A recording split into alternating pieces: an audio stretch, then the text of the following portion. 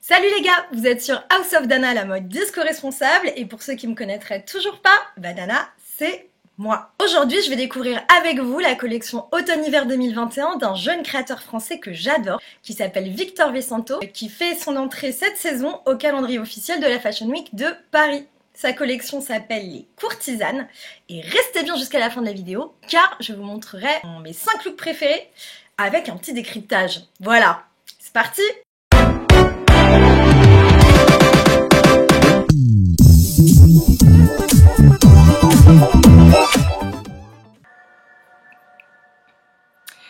D'accord, donc... Ah, stop, pardon.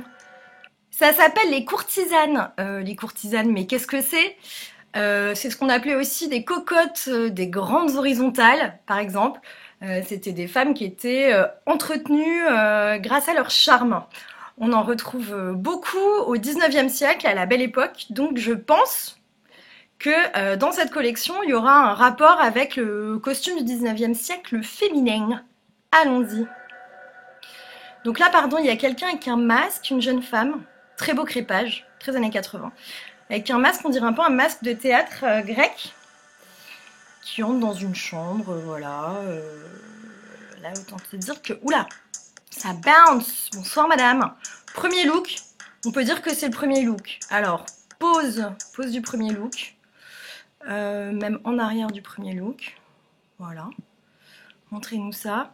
C'est une robe qui est zippée jusque-là façon sportswear, avec, j'ai l'impression, des manches gigots, ce qui est caractéristique des robes femmes du 19e, et qui m'a l'air ultra cintrée comme un corset, qui m'a l'air complètement corseté. Le zip va de bas en haut. Voilà, je remets un petit coup, pardon. Et du coup, elle a un espèce de sac improbable, complètement rigide, c'est assez rigolo. Ça fait un peu Gautier, Mugler, 80s, c'est assez intéressant. Et on retrouve cette ligne très 19e qui était vraiment resserrée et tout était au niveau des épaules et de la poitrine. Là, qu'est-ce qui se passe?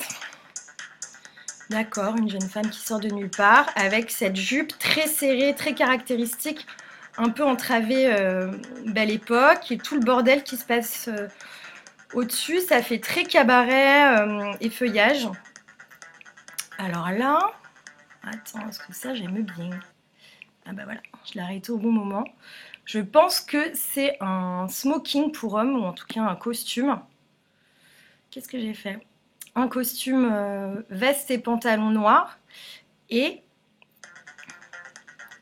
ce qui se passe au niveau de la veste, c'est intéressant parce que c'est un trompe-l'œil. Finalement, elle a la tête qui dépasse d'une jupe avec crinoline, comme on en portait un petit peu avant la Belle Époque. Elle a un petit côté garçonne. Donc elle a ce côté... Ouais, voilà. C'est un trompe-l'œil, c'est marrant. Donc elle a ce côté prise de pouvoir sur le costume masculin que je trouve chouette. Et donc là, on a une robe. Putain, la musique, je sais pas si vous entendez, mais c'est cool. On a une robe, ça m'a l'air d'être des cheveux. Je reviens. Ça déchire, ça, cette petite chose.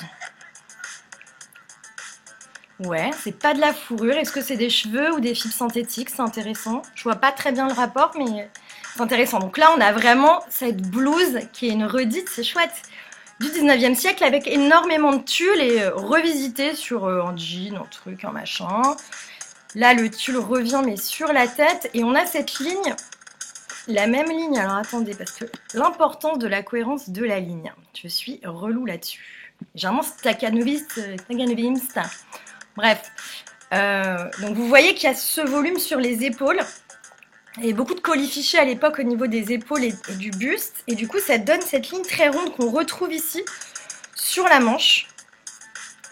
Alors là, autre look, c'est une robe. Ce qui est intéressant, c'est le turban, puisque la Belle Époque, c'était un peu il y avait une mode qu'on appelait l'orientalisme, et les femmes étaient dans un trip très sultane. Les femmes de la haute... et éventuellement les courtisanes, hein, c'est certain. Donc elles se mettaient beaucoup de turbans, de choses comme ça. Donc c'est intéressant qu'il ait mis ça là. Au niveau de la robe, je ne vois pas grand chose, mis à part qu'il y a encore ce truc très survêt. Au niveau des couleurs, on est toujours dans le noir et le rose, hein, pour l'instant.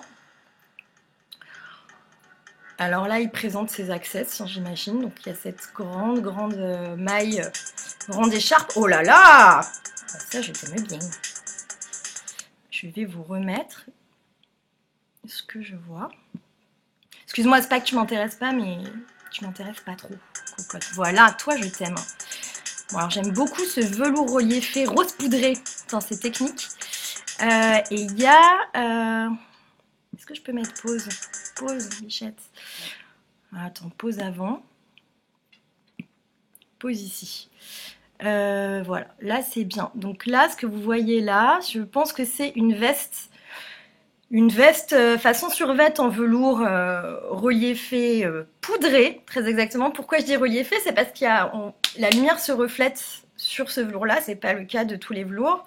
Et donc là, on a aussi un volume sur la manche, mais au niveau du bas de la manche, ça fait un petit peu plus Renaissance, même pas Renaissance, hein, un petit peu plus au Moyen-Âge, mais bon, pourquoi pas.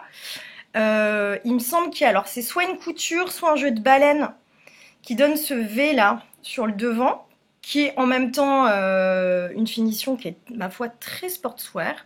Si c'était une baleine, ce serait encore mieux. Et puis toujours, hein, comme depuis le début, ces cols zippés jusque-là, hein, façon survêt de Kaira, j'ai envie de te dire. Et du coup, il y a un pantalon qui est très taille haute, parce que costume femme du 19e, c'était évidemment des robes, mais on était vraiment sur ce que je disais, tout dans le haut, et le bas très cintré, et cette petite taille très fine, très haute, alors pas taille empire, juste en dessous. Juste en dessous, non, pas d'éloche, au niveau de la petite taille, quoi. Voilà, donc ça c'est dit. Et puis elle a un voile brodé de fleurs, il me semble. Alors, est-ce que c'est des galons? Est-ce que c'est des baleines qui le tiennent? Je ne sais pas. J'aimais bien ce look. Ouais, je sais pas trop quoi te dire, la meuf. Pas folle de... Alors là, c'était pour montrer certainement le pantalon. Ça, c'est pas mal. Alors ça, c'est pas mal. Ça, c'est très sexy courtisane 21e siècle. Donc déjà, là, au niveau des roses, c'est un peu assagi. Hein. On enchaîne les poudrés. Là, on est plutôt sur un lavande. Voilà, là. Voilà. Alors déjà, ce qui est drôle, c'est ce chapeau, qui est vraiment caractéristique des femmes de la haute du 19e. Et puis, elle a, donc c'est le même système de survêt avec ces détails très 19e, notamment dans les manches, et notamment dans la structure qui tient la poitrine, qui est super chouette. Bon, elle nous montre un petit sac. Et puis, il y a cette blouse avec ses manches ballon, gigot, je sais pas trop. Et pareil, un pantalon qui a une taille ultra haute, qui doit être maintenu par des pinces ou des baleines, et qui reprend la ligne des robes du 19e dont je vous parlais tout à l'heure. Donc là, on est vraiment sur une courtisane version 21e siècle. Alors ce qui est intéressant dans ce qu'il fait, c'est que c'est pas des courtisanes qui ont l'air d'être dans la merde ou vraiment tenues par des hommes. Elles ont l'air plutôt épanouies. Ce qui est chouette. Elles ont pris le pouvoir sur leur propre life, j'ai envie de te dire. On continue. Ok, changement d'ambiance total. Je ne sais pas trop quoi dire là. D'accord, on a changé de gamme. Pareil, hein, vous voyez que le chapeau, il est un peu dans l'esprit du chapeau que je vous montrais tout à l'heure. Et ça, c'est une robe en velours reliefé comme tout à l'heure. Et je pense qu'il y a des incrustations de velours, puisqu'il y a deux couleurs différentes. Elle est ultra cintrée, donc à mon avis, elle est travaillée dans le biais. C'est-à-dire qu'elle n'est pas coupée perpendiculairement dans la chaîne et la trame. Elle est coupée de traviole dans le biais, comme son nom l'indique, pour avoir cet effet thermomoulé sur le corps de la personne. C'est très joli. Et toujours pareil, on retrouve le côté survêt dans le col et des manches qui font leur life. J'aime bien ça. Sans transition. Ok, là on a changé de délire. Donc c'est une robe tie and dye. J'ai l'impression qu'il y a encore ce truc streetwear. Je saurais pas vous dire en quoi elle est. Par contre, il a rajouté ces galons avec des strass, ça fait un peu là ça fait un peu rideau de cabaret burlesque, ça me rappelle un peu ça, je sais pas s'il était là-dessus ou pas, qui serait en écho à la nana qu'on a vue à poil au début, qui avait ce petit côté burlesque également. Je sais pas ce qu'on en pense. C'est chouette. C'est pas ce qui m'enjaille le plus, mais pourquoi pas. Putain, j'ai peur. Donc là, il y a sa pote. Ok, c'est exactement le même tissu. C'est une robe drapée. Et waouh, il y a une manche énorme et une manche toute serrée. C'était très beau cette manche. Je vous montre. Est-ce que vous voyez l'énorme manche ballon là? Ça, c'est intéressant. D'accord. Là, ça reprend le système des robes que je comprenais pas trop, mais pourquoi pas. Où on est dans une espèce de grillage. Et puis là, j'en sais rien. Je comprends pas ce qui se passe. C'est un gros chapeau. On présente aussi les access. Très bien. Donc, il fait des sacs très rigides, triangulaires. Why not, hein, turfu, hein. Ok, bon là c'est quand même beaucoup plus contemporain. Là je pense qu'on est passé dans autre chose. Il y avait les looks très 19e et là c'est les looks plus contemporains. Enfin en tout cas avec des références moins obvious. Robe dans le biais aussi là j'ai l'impression. C'est flatteur, c'est chouette. J'aime bien la musique, hein. J'ai l'impression d'être dans le cabaret avec Liza Minnelli. Ok, donc là, cette énorme collerette en tulle, pourquoi pas, ça fait drama queen, c'est pas franchement 19e, mais on s'en fout un peu.